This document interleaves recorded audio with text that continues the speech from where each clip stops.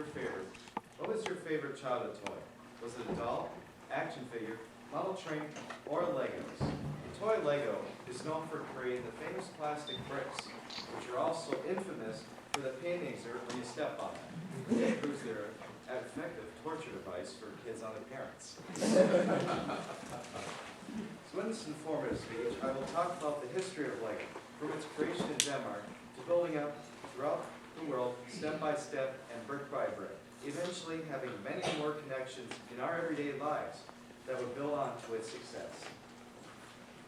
Lego, being derived from the Danish words legot, was established in 1932 by master carpenter Ole Kurt Christensen, who made such things as ironing boards, wooden stools, and wooden toys.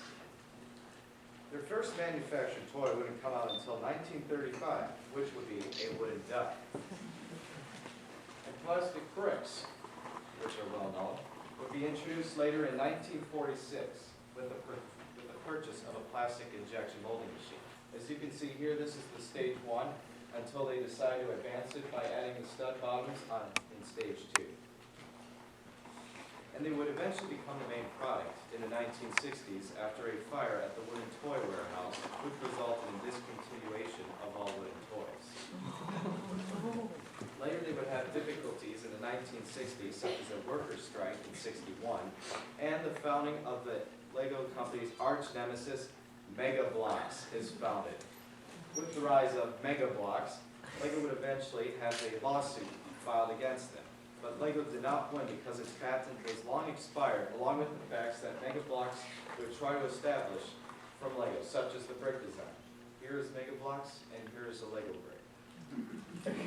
But around that year, Lego would eventually start expanding throughout the world, starting out from continents like Europe and Asia, and eventually expanding to North America. Later in the 1960s, around 1968, they would expand into the world of entertainment, creating a Legoland in their main town of Billund, Denmark, creating such things as giant model-scale Lego designs as a Riviera town and a shuttle complex. Going into the 1970s, Lego would be making one of the most famous creations, the minifigure, which would make the rise of many new brands in the golden age of the starting off age of the 1980s, such as Technic, Trades, Town, and Space. And especially for Town, it would consist of many large themes. Whether it was winter theme, even space was included. It also includes the modern day Lego City. And going off into the 1990s, Lego would have its actual golden age, starting with many successes, such as in 1990 with the construction of a Lego castle in Switzerland, which consisted of about 445,000 bricks. And a 545-meter railway line was built, which consisted of 3 model locomotives out of Legos. And going into '92, in the late 90s, Lego would later make an expansion into cyberspace, starting off with the website Lego.com, which would consist of stores, games, and forums of any certain product, along with the introduction of them into software, such as the famous train game Loco, along with also including building instructions. Around the end of the millennium, Lego would become one of the best-known products, such as named by Fortune magazine, along with the introduction of their most famous brand, Star Wars. Still in continuation today, after 14 years, along with being renewed several times. Going into the 2000s, Lego would estimate that they would spread their point where there would be 2 billion on every living room floor around the world that desperately need to be picked up. And Star Wars would also start making its larger rise and going into multiple movies, episodes 1 through 6, and even a cartoon series along with the expanded universe. And it wasn't until and it would become the fifth largest manufacturer in the world, being the largest in Europe.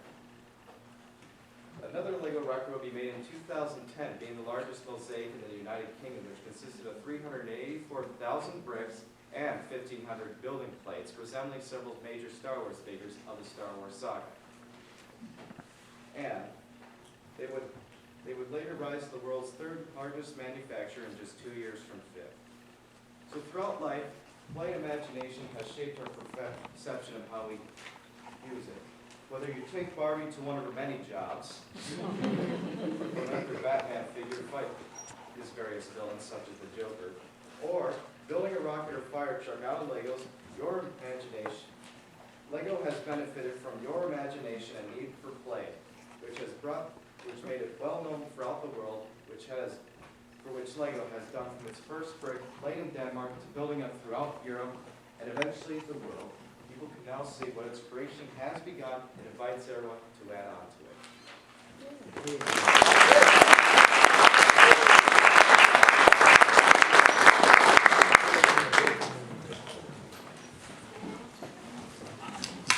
Pretty good.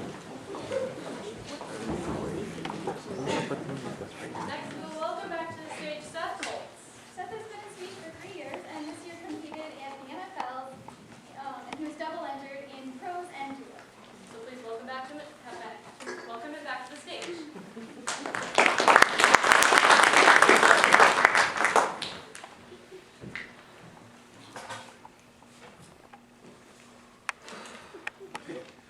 It's our anniversary. Susan 9th, right? And we're hoping for this great time, weekend in the city. So there's this big party bash, but whatever. That's what we came down here for. An attractive couple comes to the city for a weekend of fun and American dream. James Dean once said, "Dream as if you'll live forever, live as if you'll die today." Everyone lives their own life in their own way, the small things making us different from one another. Yet we as a society rarely accept others for who they truly are. But when do we draw the line between our beliefs and intruding on another's life? A Gaggle of Saints by Neil Woodview. When Sue comes out of the bathroom, this is 4 years. We've been going together, and I'm staring at the best looking girl I've ever seen. I'm just completely in love, seriously. City full of models and actresses, beautiful people, and I can't see anything else but her. We walk downstairs, arm in arm. Feels so nice to stroll past all these people. I mean, rich guys, a girl like that on my arm, made me feel strong, you know? The crowd almost glides apart as we approach the park. Over by the big pond, the moon's smiling down and all. Romance hanging over the night like out of some storybook. Perfect night. And then just out to our left, in a patch of woods near the path, there's this rustling. So we start to walk a bit faster. I'm not scared, but it's night. What else can you do when a girl's with you? And then two guys, two middle-aged guys, come out of the dark. I don't need a map to tell me what's been going on. We're going to this party, all dressed up. Why should we care, right? One dude looks like my father. It's dark, but he had that look, right? Settled, satisfied, sort of. Anyway, off they head. Nothing we say is ever going to change what they are. We dance all night, me and my girl, but I can't get that picture, the image of them, out of my head. The party's great, it really is. It's like the beginning of a magical evening. It's perfect, you know? After the dance, Sue went upstairs to the room. Said she wanted to take a quick nap. Just a half hour, whatever. Then we go get a bite. I was getting bored, so me and the guys decided to go for a stroll. So I walked. Tim, David, and me. No hurry. Just kind of a wander over in the Central Park, the 59th Street entrance, looking around. And then I saw them. Those guys. They were saying goodnight. Well, not exactly saying it, but kissing. Two men. Two grown men. standing in the middle of this public park, in the middle of New York, and kissing. Like something out of a Clark Gable film. Nothing else in the world matters to these two. I mean, come on. It's as much our park as theirs. And we're in town for one night. That's all. One. And we gotta witness this? Men old enough to be our fathers. I start to feel sick. I mean, nauseous. And then the last peck on the cheek and one disappears down the trail. The other, the one like my father, kind of casually strolls over into this men's room. I don't even stop to think this through, but motion the guys to follow me. As we're moving down the landing into the restroom, I glance at Tim. He's got that look. He's starting to smile. Before going in, I told the guys to hold and wait out here for me until they get my signal. Wait for me to flush him out and make sure no one wanders by. I get inside. It's like another world. The walls are exploded with graffiti. The place stinks. Some old dude curled up asleep in a corner. And our friend's legs I spot patiently sitting in a stall. Waiting, I slip into the booth next to his. And like clockwork, this guy's hand comes up underneath my side. His signal, pink fingers wiggling up at me, imploring. I notice this thin gold band on his little finger, catching the light. I just place my palm in his. And 2 minutes later, we're standing near the mirrors, sizing each other up. Small talk. His name's Chet, he says. And he really, really likes me. I don't even bat an eyelash as he moves in. His lips playing across my cheek. I just smile at him. And I see his shoulders relax. Then, I let out a whistle that sends him stumbling back. Waving his hands in the air as Tim and Dave appear in the doorway. He looks at them and realizes no good can come from this. And starts babbling. I mean, this guy's probably a VP at some bank on Park Avenue.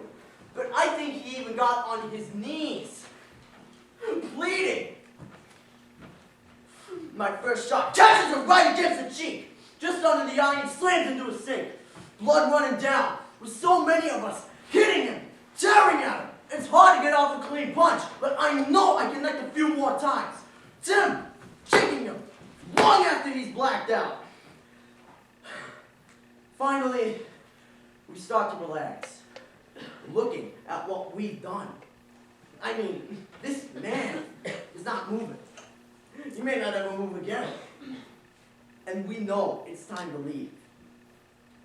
And then it's silence. Not a sound. But right then, Dave grabs up the nearest trash can, a big wire mesh thing. He raises it above his head and whispers, "Fag." I'll never forget that. Fag. And brings that can right down on the spine of this guy. Boom! As I'm leaning down, pulling that ring off his pinky. I told you I noticed. And right then, Tim starts giving this fake eulogy, and we all start giggling like schoolboys. We're howling, tears running down, can't catch our breath, we find it all so funny. And that's how we leave him. Slip out one by one, running back toward the plaza in the dark, whooping it up like Indians. Moonlight dancing off the pond as we go. We called the girls to take them out to breakfast. They had a great meal. You know, you can't get those German sausages for breakfast. You know, the big fat ones. Anywhere but Manhattan. Sue was eating my French toast when she notices this glint of the ring in my water glass. "Happy anniversary," I said. Later, Tim pulls me aside. He wants to know one thing. Why I touched the guy. Let him kiss me. You see, he had glanced inside and seen it happen. But I didn't know. Didn't have an answer.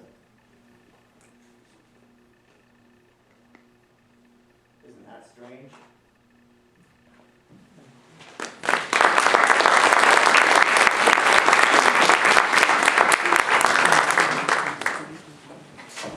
The next category you will be seeing is called original oratory. Original oratory is basically a persuasive speech. The speaker has to write their own and memorize it for themselves. So let's welcome back to the stage Peterson with his original oratory.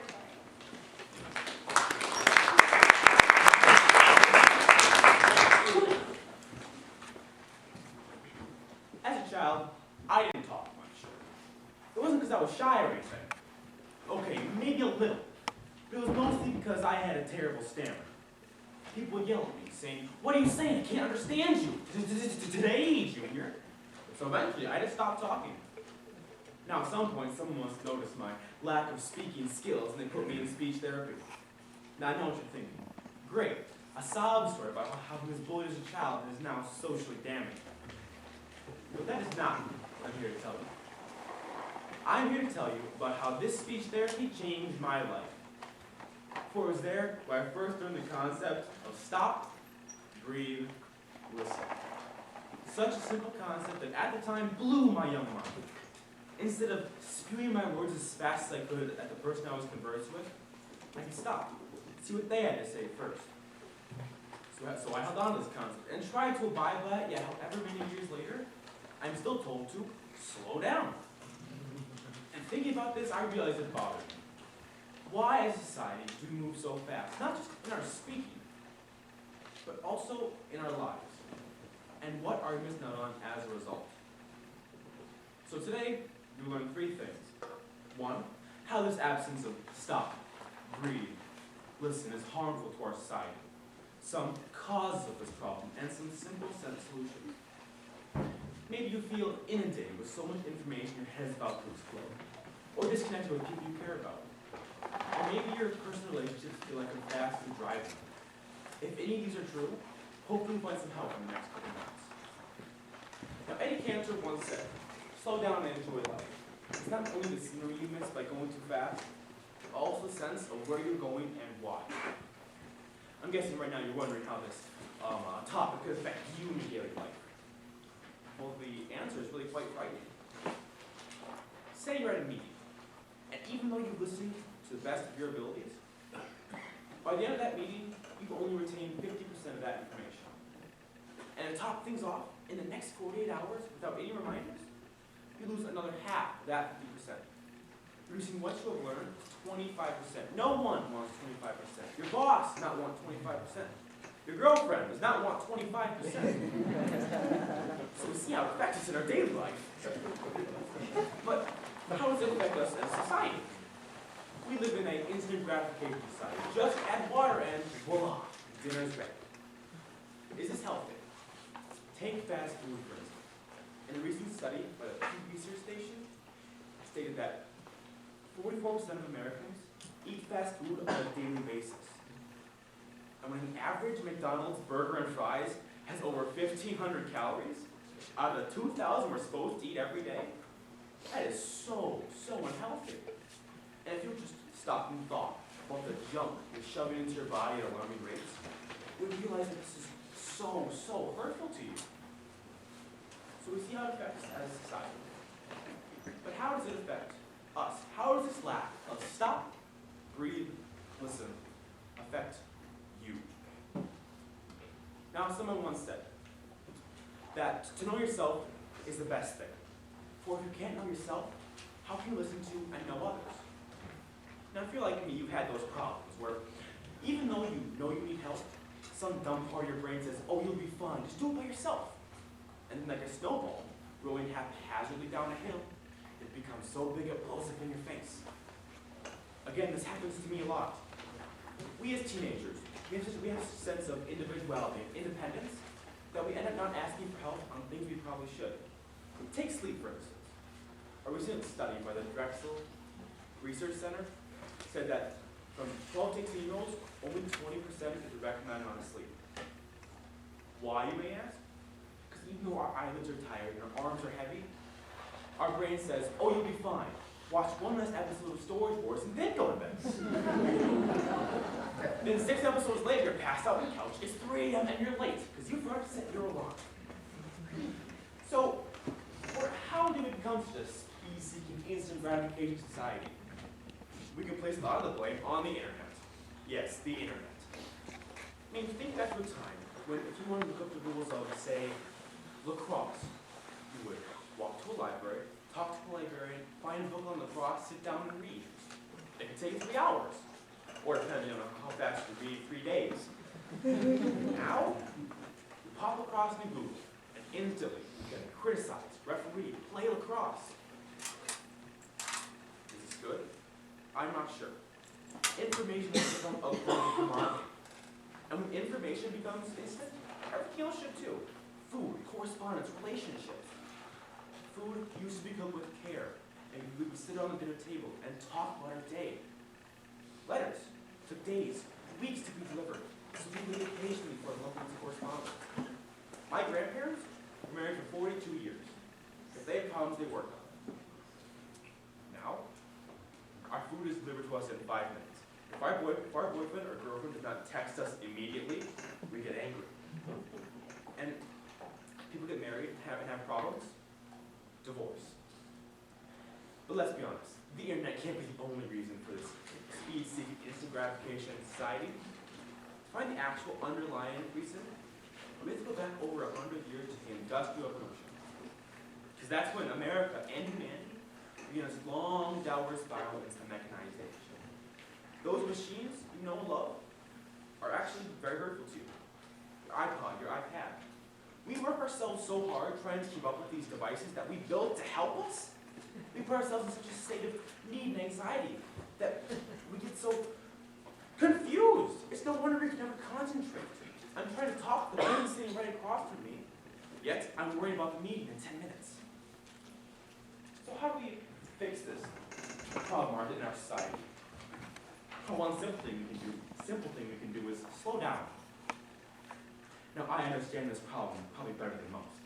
I myself spending most of my speech and figure practices being told to, quote, slow down. If I can't hear you, how about poor 80-year-old Mrs. Schultz in the back? So the question really is how? How do we slow down? Well, a great thing to do is read. The Telegraph newspaper reports that just finding a quiet place and reading for even 6 minutes can reduce stress by 2/3. You could grab a cup of coffee, listen to music, even playing video games. All reduce stress greatly. Another great way to reduce stress? Exercise. No, I know. No one wants to spend 3 hours with Randy, the super buff gym rat from apartment 3A. But just a light walk, 20 to 30 minutes of a little bit of exercise a day can greatly reduce stress levels. And eventually probably become a slower and more sensitive person. Now, today we talked about how this absence of stop, breathe, listen is harmful to our society. Some causes of this problem and simple solutions. Now, all you need to do is act. What I can say is it helped me, not just become a slower speaker, but become a more confident speaker, a better listener. So next time you're in a meeting, take some time to jot down a few minutes. In your next conversation, really pay attention to what the other person is saying. If you really want to make a difference in the lives of yourself and the people you care about, just remember 3 simple words. Stop, breathe, listen.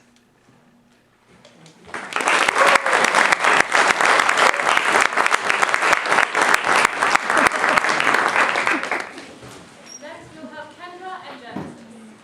Genesis has been on the team for 2 years, and Kendra is a first. So please welcome the duo of Kendra Pizzata and Genesis Gallo.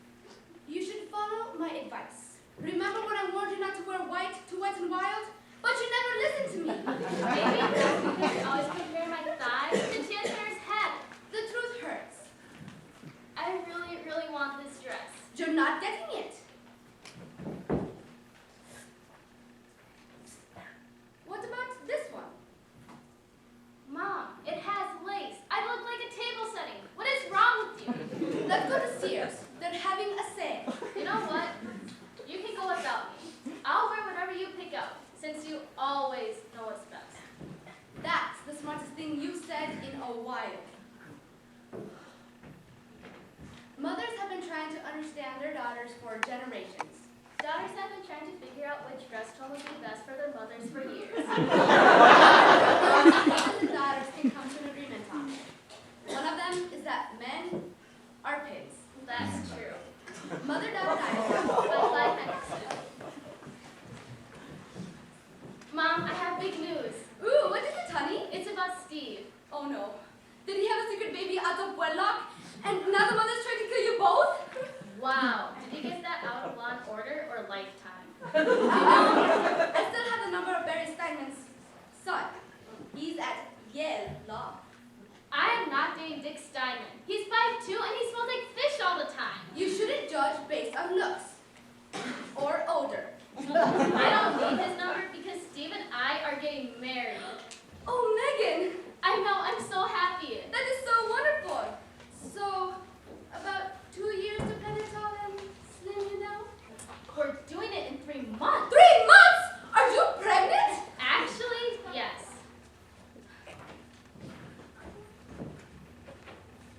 Can you see it? See what? My bump. Good heavens, no. Good. I'm nervous. Well, you can't change your dress again. I would have never changed my dress if you would have never made that comment. I'm sorry, but your back isn't your strongest feature. Do you think Steve's the right guy? Honey, there is no right guy. There are good guys and bad guys. Is he good? He is marrying you, so yes. But he got you pregnant, so maybe. I guess we'll see. At least I got married before Becky. Yeah, I've already rubbed it in with her mother several times. Mom! Gently, you know. When Becky gets married, I'm sure she'll do it in the spring.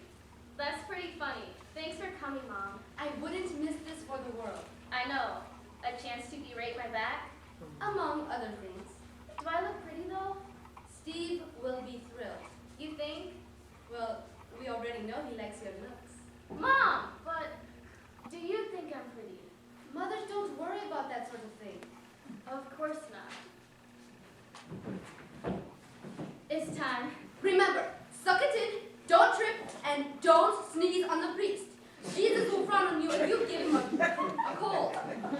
I'm just worried about you. Well, good to know some things never change. It's my only job in this world. And that's weirdly comforting. Oh, Megan. I don't know what I should say. Well, neither do I. Do you love me? Still love me? You look so thin. Thank you! Finally!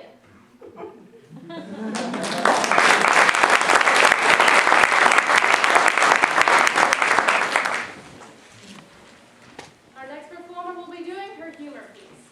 She is a senior now and has been in speech for 3 years. She's also my co-captain. She has competed in duo, drama, and humor.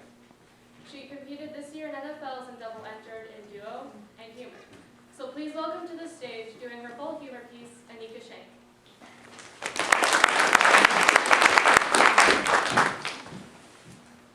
It's a spring Saturday morning as Keisha slowly stirs from her nightstand. She tries to pull up the blanket, but she can't. She tries to open the window to see the birds aflutter and the flowers in bloom, but she can't. Oh, this is very peculiar indeed. Keisha senses something is wrong but can't quite put her finger on it. In fact, it doesn't seem as if she has a finger to put on anything. She can't even manage to scratch her head in wonder. And that's what it hit her. I don't have any arms. What am I going to do? What indeed? And this is where Keisha's fascinating story begins. A story we hear far too rarely. How a perpetual optimist awakens to discover that she has lost both of her arms. What do you call a guy with no arms and no legs in a lake?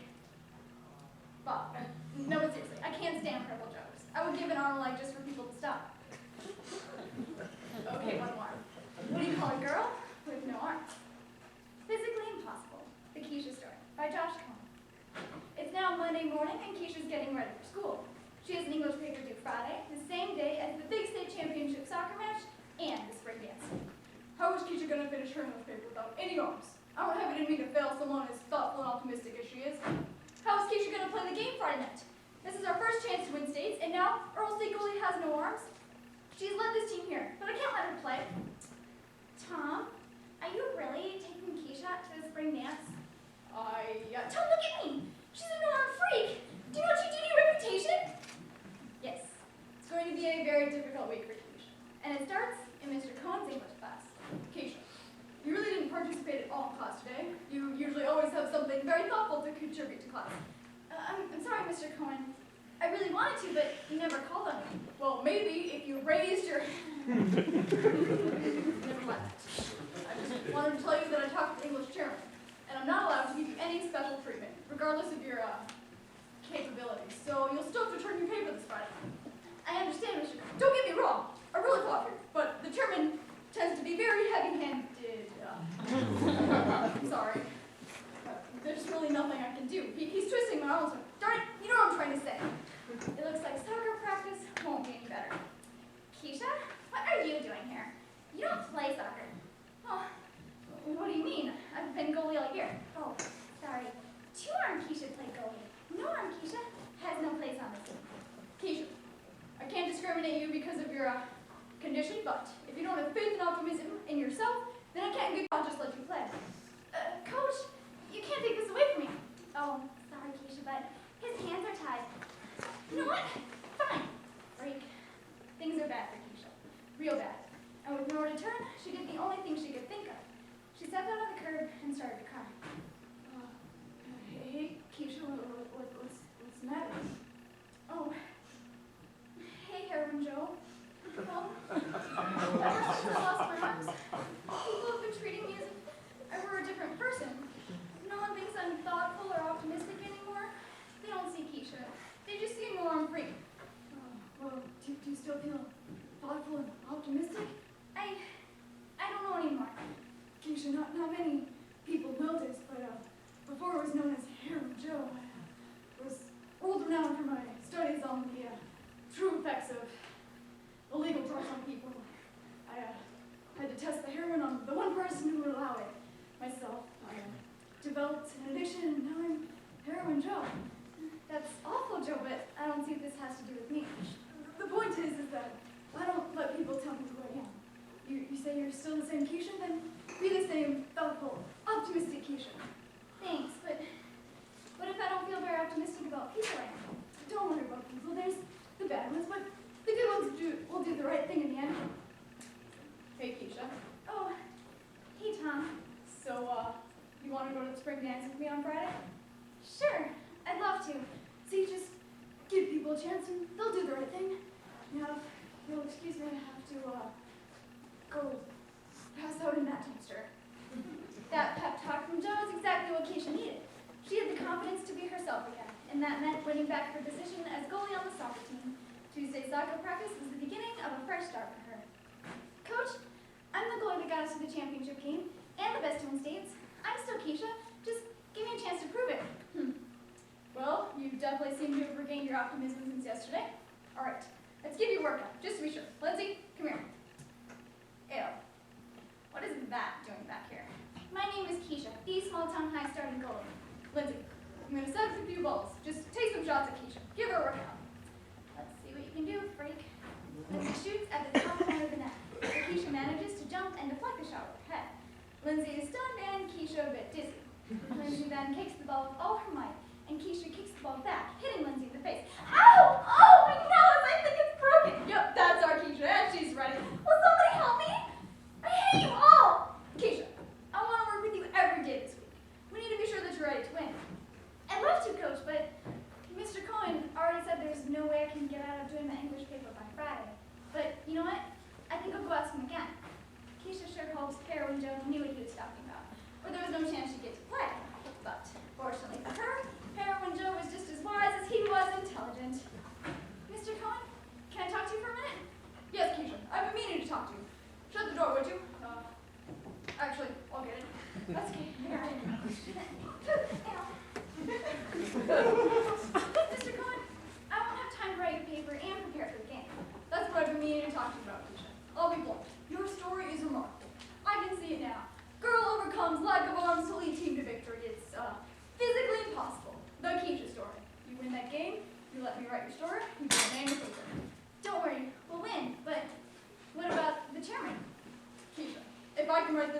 You won't see me teaching anymore. It'll be all book tours in a Villa One country from here on out. And just like that, everything seemed to be going Keisha's way. After spending the rest of the week practicing, it was time for the moment of truth. The state championship game. And she's done it. Keisha stops a penalty shot to preserve the shadow and the state championship. She's truly the most valuable player of the game and a heroine to all of its motto. Heroine? Where'd you see her? Not the drunky deadbeat, a female hero. And such ends Keisha's long week and all its twists and turns. Later tonight, Tom will escort Keisha to the spring dance. He in a tuxedo and she in a sleeveless dress. And no one will make a joke about this because everyone knows she's still the same old Keisha.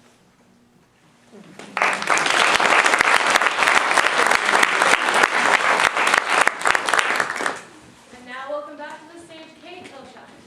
Kate has been in speech for 3 years, and this year has double entered in the NFLs in the duo you saw earlier, and with her girls' piece.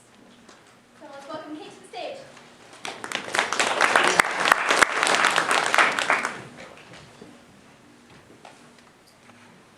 Obviously, I knew it was a big event, but the whole time I was going over there, I was thinking that it was this little Cessna from New Jersey. I was thinking that some guy had a heart attack, and I was expecting to see half the plane sticking out of the tower. Never thinking it was a commercial airliner. We all remember what happened on September 11, 2001. The sights and sounds left many of us in a state of shock. And for those of us who experienced it up close and personal, like Terry Talbot, an NYPD Special Assignment Lieutenant, the experience was much worse. Mental and physical pain from 9/11 can be felt by the women at Ground Zero, by Mary Karuba and Susan Hagen. We got there at 8:54 a.m. I was down there to deal with the media. The North Tower had been hit first.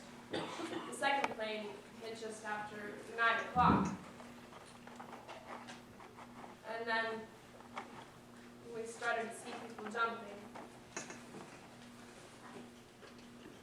It was horrendous. At first, I did a double take because the buildings were 110 stories tall. At first, I thought it was like a little speck. But then I realized it was a human being. I can't imagine what it must have been like inside there, with jumping being their only alternative. There was an emergency services unit truck parked outside, so I jumped on and I grabbed 2 helmets, one for myself and one for the sergeant who was with me. Everything was under control in the North Tower, so I crossed over to the South Tower and I saw a photographer there. The last thing I wanted were unauthorized people getting in the way. But I also realized that he had a job to do, so I said, "You've got 2 shots left," and I literally grabbed him by the collar and handed him off to a uniformed cop and said, "You need to take him as far away from the frozen zone as possible. I don't want to see him again." Then I saw people running towards me. Just for a second, I looked up and I saw the building was starting to pancake down. Before I could make a move, the force of the explosion literally blew me out of my shoes. And then I felt it. But what sticks with me the most is hearing it. The whomp of my helmet when I got hit in the head. My helmet went crack and fell off. I realized then that I'd just taken a real big whack in the head. I felt blood going down the back of my neck, and when I was able to reach around, I felt this chunk of cement sticking 3 or 4 inches in the back of my head. It was completely embedded in my skull. I don't know how much time passed. From underneath the rubble a short distance from me, I saw the silhouette of a firefighter's helmet. I reached around and I felt someone's hand. I couldn't see him, but at least I held a hold of his fingers. I said, "I'm with the NYPD and there's a firefighter on my right. Just stay down." I was able to move the top part of my body out, but my legs were still trapped. I said to this person whose hand I was holding, "I'm going to try and get up, but I won't let you go."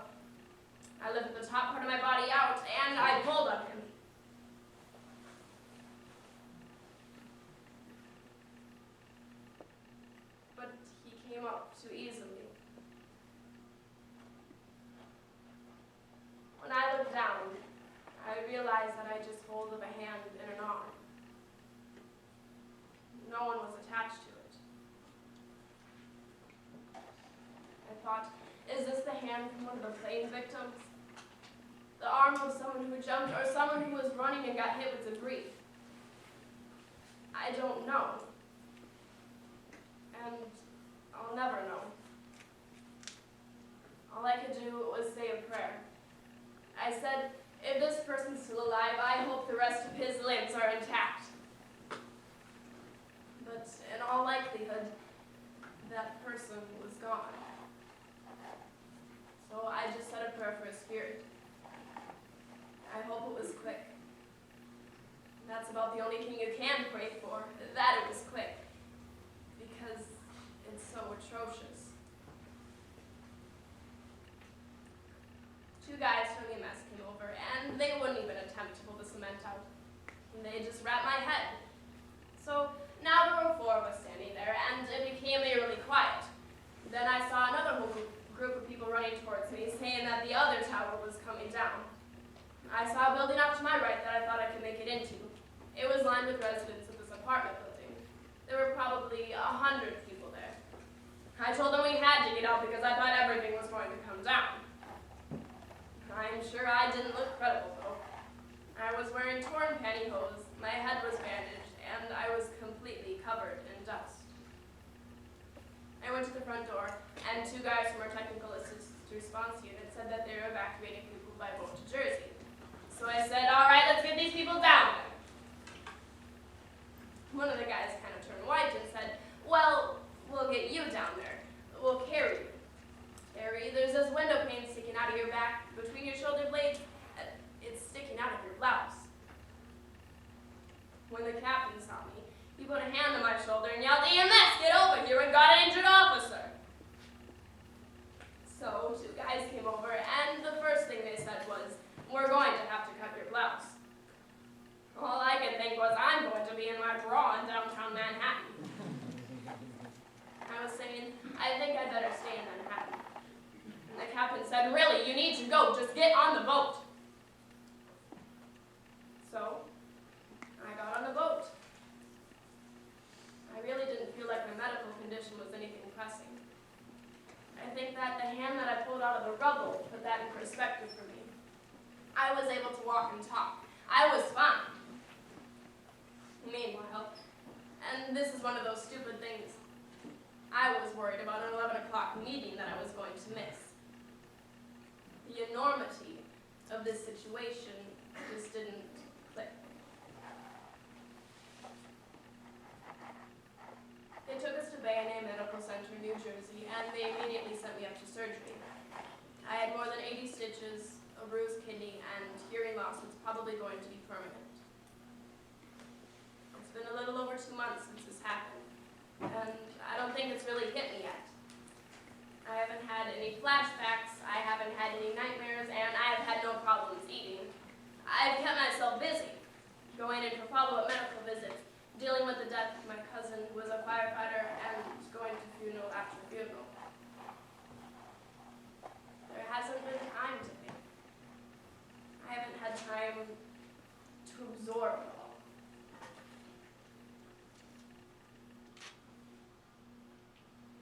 Would I have chosen not to respond that day?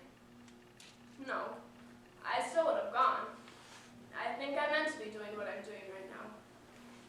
I can't explain to you how I'm alive being where I was. The fact that I didn't die is beyond me. If I hadn't had that helmet on, I would have been decapitated. The glass went through my back, but it didn't puncture my lung or hit an artery. There are just so many blessings from that day. I could retire this spring, but that's not my plan right now. I think that with all those blessings comes a responsibility. There is some reason why I made it out alive. I can't explain it to you now, but I think it will be revealed as time goes on.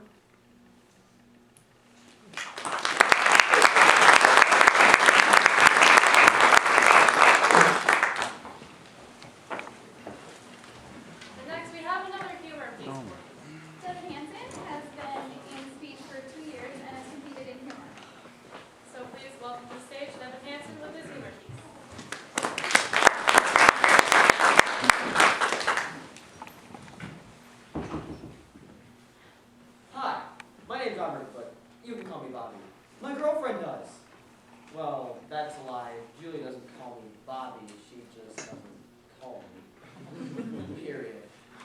see, she dumped me and I don't know why, so I've been reading all the self-help books I can to figure out where I screwed up. But they're confusing, like this one. What does a woman really want? I don't know. That's what I asked Julie. She said, it's simple, Bobby. I want what every woman wants. You figure it out. And that's what I've been doing ever since. We all have our mental figures, for recreation or even just to have them. But have you ever used them to solve a problem? Bobby attempts this method in solving one of the world's biggest problems. What does a woman really want? The male intellect knocks him over. I've been stuck inside my brain trying to figure out what women want. Welcome! This is the inside of my brain. This is my male side, logical, linear side. This is my feminine side, the emotional, intuitive side. This is all I have to figure out what women want. Which is hard when you're not a woman. You see, I am a guy, handicapped. I have only one X chromosome. Women have two, twice as much. Huge advantage! I only have one. But you know what else I have? Well, why? Why? So I can ask myself why I can't figure out what women want. I mean, at least I'm asking. Some hardcore chauvinists, like the Colonel, don't even ask why. That's why, Bobby, because if you're not a chauvinist, you don't have a why. You only got a big, fat, solid X. 100% virile testosterone. No whys, no questions. Just facts. And the fact is, you got two types of people on this planet. First and foremost, you got men. Second, you got the ones that aren't. Now, I'm glad some of you women did what you did when you said that. You know that universal feminine sign of disgust? That eyeball tongue-kiss maneuver? Automatic. As soon as anything chauvinistic pops out of our mouth, you do this with your face. And every time you do it, you're all thinking the same thing. You're all going, jerk. We don't do that. No, we can do something equally obnoxious. That point thing. Well, I guess you're right. When men want to make a point, and there's nothing left to be said on the topic, we do this. It's like a punctuation mark. Period. The problem is, whenever we do it, we go, jerk. We're so different. I'll never figure this out. We even do the exact same things, but completely different. Like TV. We both watch TV, right? But men can't watch without a remote. You women can. How do you do that? It just amazes us. Do you know everything on TV is crap? So I go through 60 stations just to figure that fact out. And that's just TV. Everything we do is different. Why? Because men and women live in different worlds. Women are like the mermaids. They live in our world, but they also live underwater in their own little world. John McHale was somebody else I listened to, but trust me, he and the Colonel were mild compared to Fast Eddie. Right, like, one of them wants? It's simple. Passion. It's what they want. Some old-fashioned passion. But passion poses a problem. Well, I'm sorry, ladies, but Fast Eddie likes to share. I'm a passion philanthropist. I'm glad I'm not a woman. I'm a man. And that makes me a pig. But no, I'm a pig with passion. Give them some passion and make them fight. But never give them what they really want. Because the moment you open up your heart for a woman, she goes on an EB, emotional buffet. As soon as you chew up your heart, spit it in the dirt. All before you realize she does it for a bigger, better deal.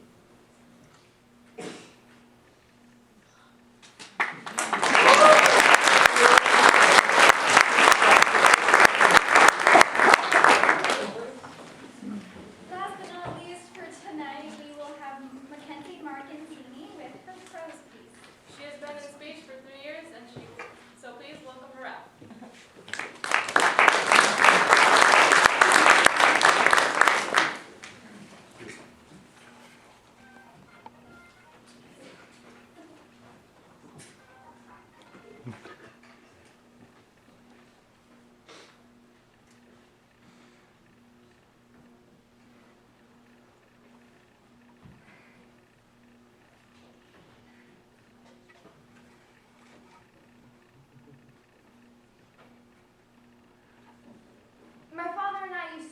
together in the kitchen before dinner. I grew up with the kitchen radio always on. When I was small enough to still like being picked up, I shimmied in my father's arms while he performed an improvised two-step. Later, I squirmed out of his grasp and started making up my own steps, ducking out of the way of pots and pans as my mother moved from refrigerator to sink to stove. When I was old enough to graduate from kitchen dancing, my father and I began searching for new bands in Harvard Square together, all the while discovering new things about each other. One drummer hung his arms in the air for a moment and then struck down on the drum skin as he provided his accent to the general beat. And as if his beat were an invisible string pulling us both onto the dance floor, we were up. No words exchanged, but both of us having responded to the way the music pulled us together. I relied on this method of silent communication we had that day in the park and on the many dance floors to follow. So I didn't know how to talk to my father. When he was lying in a hospital bed, slowly dying of cancer. Something as simple as music can connect people in many ways that are impossible to describe. In this piece, a father and daughter have used music to connect through dance for the daughter's entire life. When cancer takes away this natural form of communication, the daughter can only hope that one day her father will be strong enough to dance with her again. My Father Dancing by Bliss Brodar. On those dance floors over the years, we told each other more about ourselves than in any conversation. My father was my first male audience. His eyes told me what worked and what was too much until I settled into a rhythm that suited me. It seemed natural that I should learn these lessons from him. Once, my father told me he wanted to be the first man to break my heart, because he could ensure that at least it would be done gently. I thought of this during one of the many hours I spent next to his hospital bed holding his hand. As I waited for some sign that he was aware of me. All I wanted was a simple squeeze of his fingers.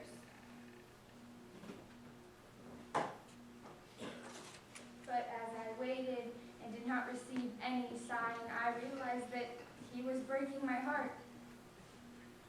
And it wasn't gentle at all. I sat on the edge of my father's bed and held his hand between mine so that my hands were flat and covered his completely front and back. I talked about the things we would do when he got out of the hospital, how we would dance together again. I told him I found a new band for us called Tower of Power. Maybe tomorrow after he rested, I would play the tape. We could crank up the bed. We could dance, I told him. The way we danced on long car trips, just moving his shoulders and snapping out rhythms. When I walked into his room the next morning, my father asked me to come to his bedside. I then took the tape out of my pocket and put it in the player. Volume, turn low. This is the band I told you about yesterday. Together, we sat there, snapping in time with the music.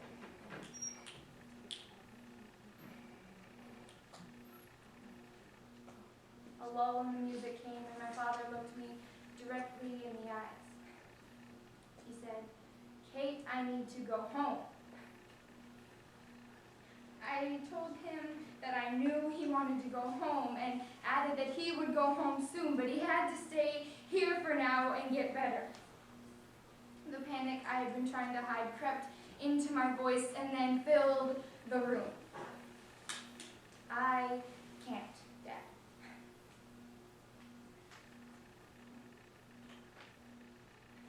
Please. He begged me, and there was nothing I could do for him. His hand whipped up and firmly grasped my shoulder. He pulled himself out of bed. He grasped both my arms and firmly stood up. I closed my eyes and we began to dance. We were standing on a patch of grass. The band was lit by lanterns hanging low in the maple trees around us. The music began. The flowers lining the hospital room and the machinery crowding my father's bedside dissolved into the scene. There was a garden in the small park. The machines became tall bushes, their tubes stretching out into thin, fragile branches. I closed my eyes. The sight of my father hunched over watching me grew blurred. The snapping of his fingers became a sustained clatter. I knew the music was going to stop before it did, and I stopped too, catching myself all at once, exactly on the beat.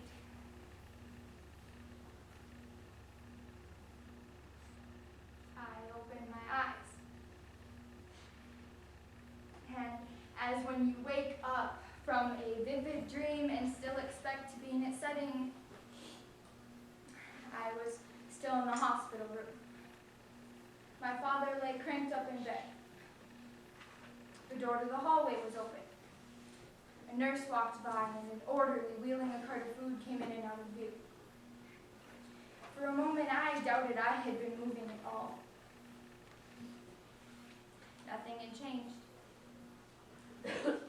I silently walked back over to the player and skipped through all of the up-tempo songs. Finally deciding on something slow and jazzy. I tapped my fingers on the player, dreading having to turn back around and face the reality of the hospital room, wishing so much that I could go back to that day in the park, that I could just close my eyes and forget all of the pain.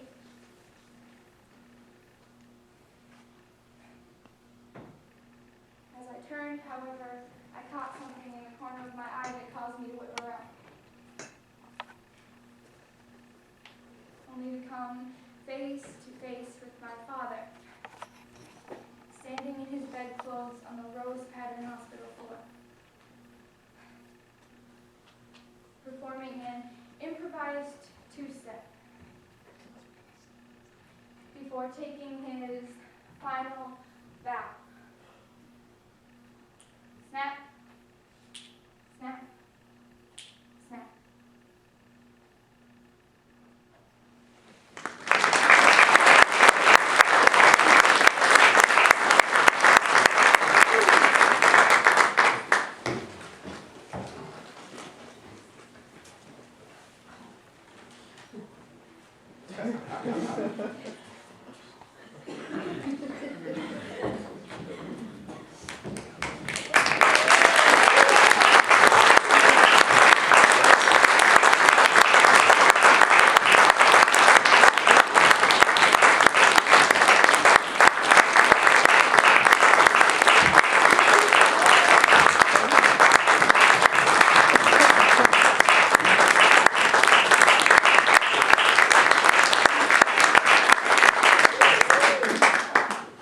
Okay, we would like to thank you as the BLHS Bowl speech team for coming out tonight.